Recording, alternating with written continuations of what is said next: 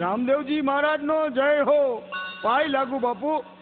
રત્ના, તારે પિંગલગઢ જવાનું છે સગુણાબેનને તેડવા. અરે પણ મહારાજ, 360 ગાઉ બેનનું સાસરું છે, કેમ જવાશે અને કેમ આવાશે? રત્ના, તારી મનવેગી સાંઢને લઈ જજે, પહોંચી જઈશ. અરે મહારાજ, ભોગી તો જાઉં, પણ આવું કેમ એની ચિંતા છે. રત્ના, એ ચિંતા છોડી દે, મારા ઉપર છોડી દે. તું જ્યાં મને યાદ કરીશ ત્યાં હું આવીને ઊભો રહીશ. ભલે મહારાજ, ભલે. બહુ સારું લ્યો. એ હવે હું જાઉં છું. બીજું હું? સાંભળ રત્ના, પઢિયાર બહુ ક્રોધી છે, બોલે તો સાંભળી લેજે, પણ સગુણાબેનને તેડતો આવજે. જેવો આપનો હુકમ મહારાજ, જેવો હુકમ.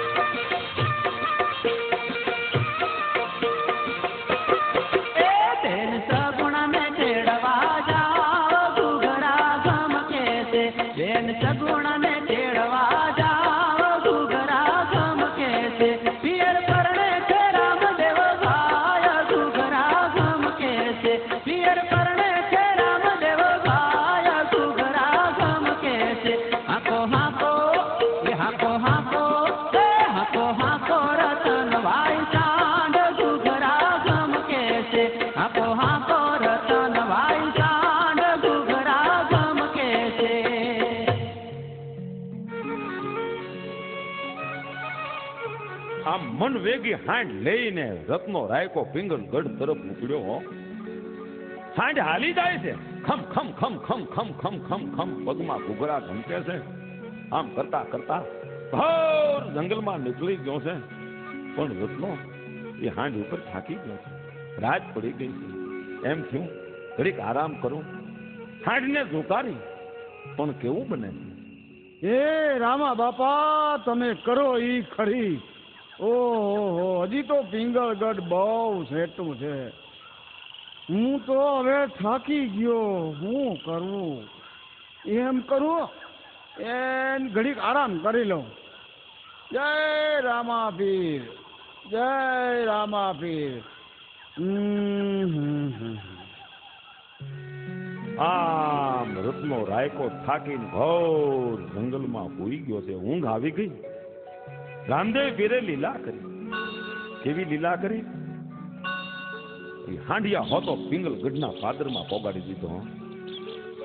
પ્રભાતનું તાણું થયું, આંખ ઉઘડી. જોયું તો કોઈ ગામનું પાદર છે, પનિહારીઓ પાણી ભરી રહી છે.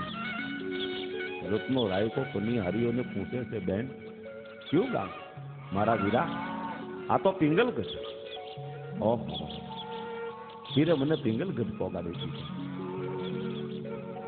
પણ રાતના સગુણા બેન ને સપના આવેલા હો. પીર ભાઈ પરણે છે.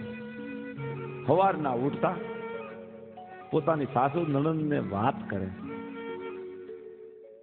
બા, મને સપનું આવ્યું. પોખરણગઢમાં મારા ભાઈ રામદેવજીના લગ્ન છે. હા, જ્યારે રત્નો રાયકો કંકોત્રી દેવા આવે છે, મને તેડવા આવતો હોય એવું મને સપનું આવ્યું.